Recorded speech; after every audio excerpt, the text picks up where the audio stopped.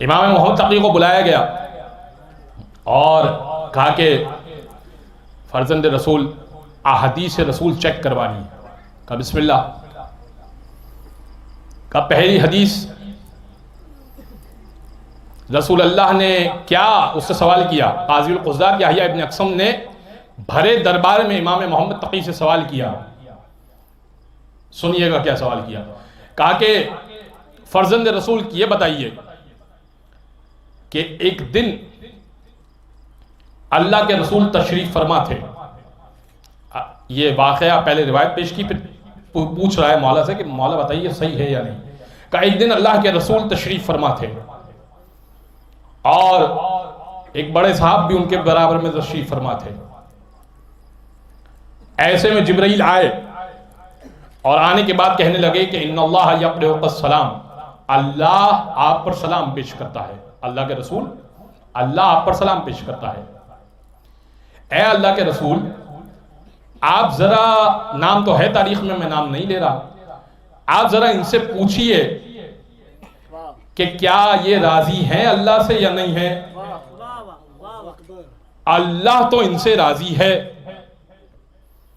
کیا یہ بھی راضی ہیں اللہ سے یا نہیں راضی ہے. اب آپ دیکھ رہے ہیں کس لیول کا کام کیا ہے.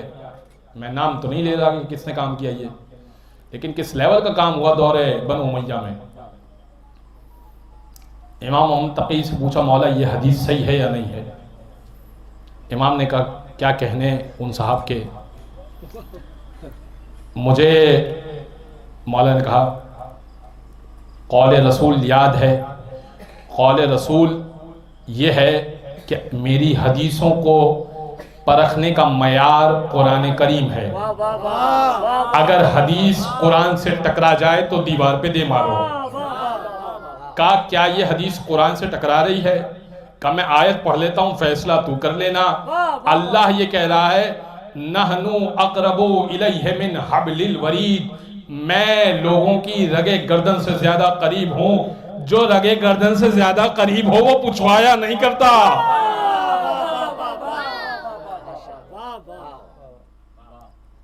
کہا اچھا یہ تو حدیث صحیح نہیں ہے پھر. کہا دوسری حدیث. کہا پوچھو. کہا رسول اللہ نے یہ فرمایا ایک دن کہ فلاں اور فلاں جبرائیل و میکائیل کی مانند ہیں. فرزند رسول کیا یہ حدیث صحیح ہے یا نہیں ہے. امام نے کہا کہ کیا کہنے سبحان اللہ، ان کی شان بہت بلند ہوگی، یہ حدیث تمہیں بہت مبارک. مجھے صرف اتنا بتا دو کیا جبرائیل و میکائیل کبھی مشرک رہے تھے یا رسول کو نسبت دینا بھی نہیں آتی تھی.